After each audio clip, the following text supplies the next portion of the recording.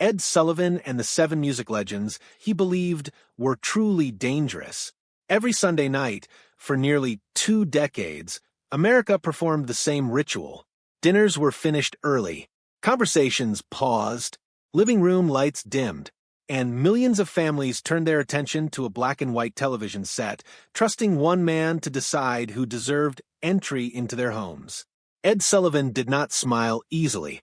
He did not charm audiences with warmth or charisma.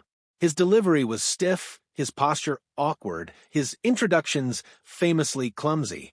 Yet despite, or perhaps because of this unpolished presence, Sullivan became the most powerful gatekeeper in entertainment history. A single appearance on his stage could transform a struggling performer into a national phenomenon. A rejection, or worse, a ban, could quietly suffocate a career before it truly began. To the public, Sullivan was merely a host, but behind the scenes, he was something far more consequential. He watched closely. He listened carefully. He noticed how performers treated waitstaff, band members, assistants, and spouses. He paid attention to what happened when applause faded and cameras stopped rolling. Sullivan believed something deeply unfashionable today, that fame carried moral responsibility. And over time, he became convinced that some of the biggest stars of the 20th century possessed not just flaws, but something far darker. In private conversations, in personal notes discovered long after his death, and in recollections from staff who worked by his side, a pattern emerged. There were artists whose talent he admired, whose music thrilled audiences, yet whose character alarmed him. He believed they were capable of real harm.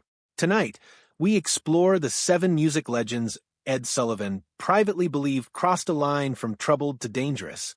Their music shaped generations. Their influence is undeniable. But their personal conduct tells a far more disturbing story, one Sullivan recognized long before the rest of the world was ready to listen.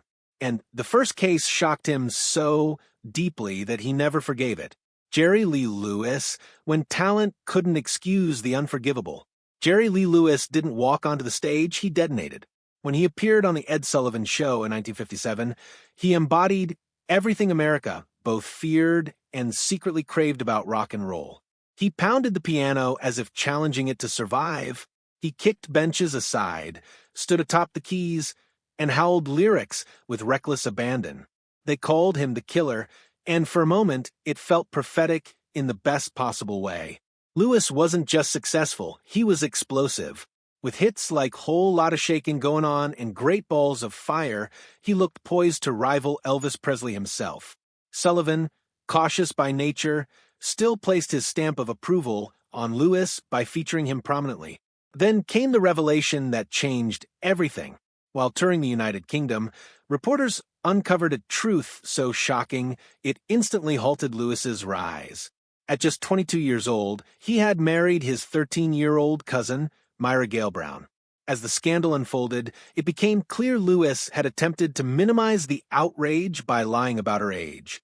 When Sullivan learned the details, he was furious, not just morally but personally. He believed Lewis had deceived him into promoting someone whose actions violated everything Sullivan stood for. Lewis was immediately blacklisted. Radio stations stopped playing his music. Venues canceled bookings. His appearance fees collapsed from thousands of dollars a night to barely a few hundred. A career that once looked unstoppable disintegrated almost overnight. But Sullivan's instincts went deeper than outrage over a single act. In the decades that followed, Jerry Lee Lewis's life became a trail of violence, addiction, and tragedy. His 7 marriages were riddled with allegations of physical abuse. 2 wives died under circumstances that raised disturbing questions. One drowned shortly before a divorce, another died of a methadone overdose barely weeks into marriage. Looking back, historians believe Sullivan didn't just see scandal. He sensed a pattern, a lack of restraint, a disregard for boundaries, a man whose talent masked something volatile and dangerous. Time would prove that instinct hauntingly accurate. James Brown. The sound of genius and the rage beneath it. James Brown didn't merely perform, he commanded. His appearances on the Ed Sullivan Show were feats of discipline and stamina. His band moved like a single organism, every note precise, every step rehearsed to perfection. Sullivan himself christened him the hardest working man in show business. But behind the sequins and choreography, Sullivan witnessed something deeply unsettling. Brown demanded absolute obedience. Musicians lived in fear of fines for wrinkled shoes or missed beats. Explosive anger lurked just beneath the surface. Control wasn't just professional, it was personal.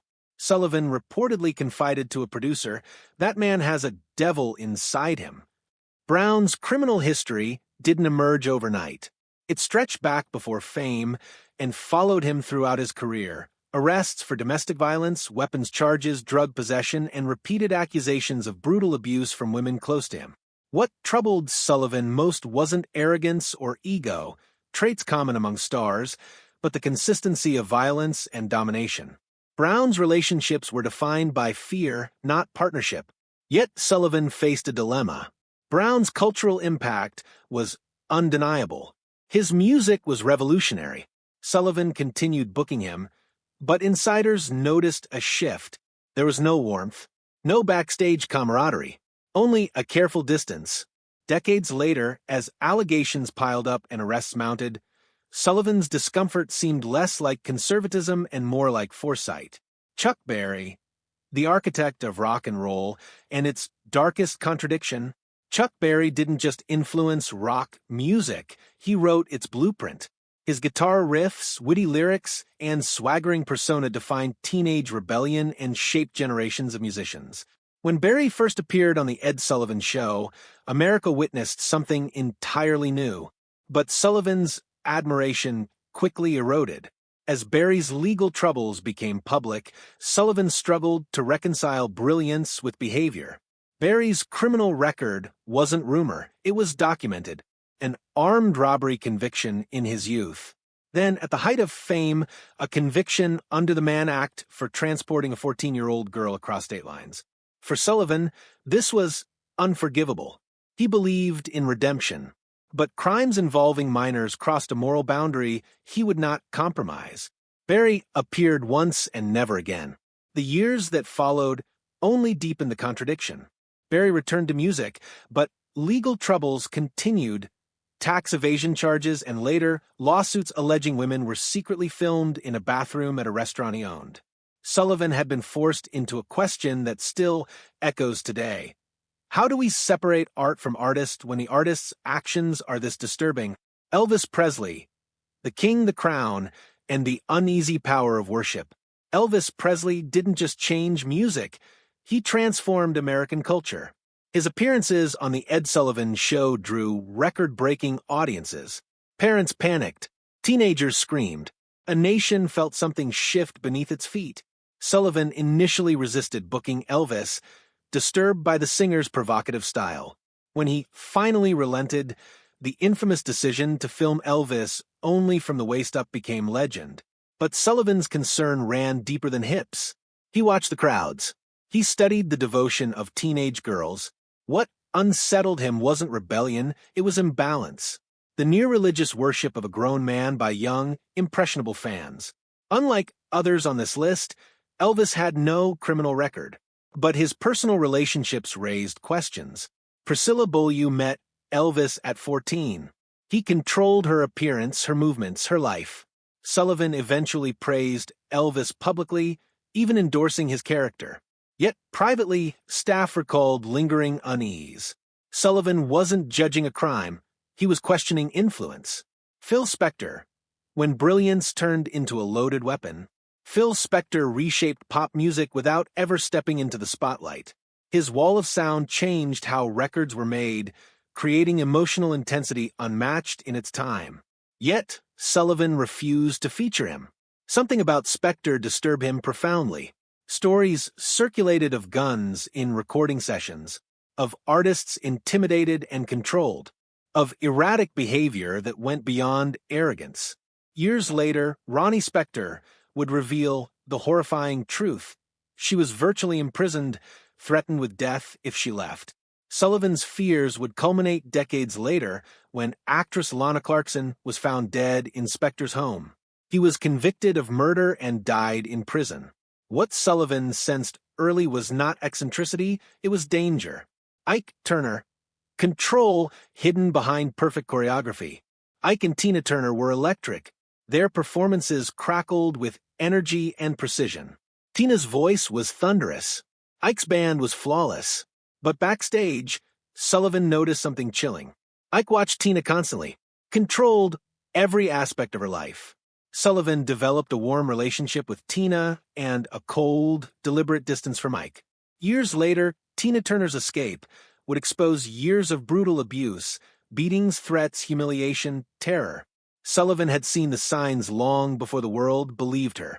Jim Morrison, one promise broken, one fate sealed.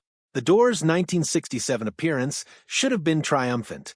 Instead, it became legendary for all the wrong reasons. Morrison promised to change a lyric. When cameras rolled, he stared directly into the lens and defied Sullivan on live television. For Sullivan, this wasn't rebellion, it was betrayal.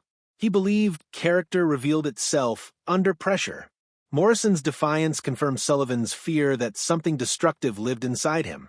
Within years, Morrison spiraled into addiction and chaos, dying at 27. Sullivan had seen the ending before the story finished. The Sullivan Standard: power, responsibility, and moral judgment. Ed Sullivan was not flawless. His values reflected his time. Yet, he believed something radical, that fame demanded accountability. He saw himself as a guardian of trust. When performers violated it, he acted, not perfectly but decisively. Decades later, his instincts appear unsettlingly accurate. In a world of unlimited platforms and algorithmic promotion, Sullivan's role feels impossible. Yet his questions remain urgent. How much does character matter?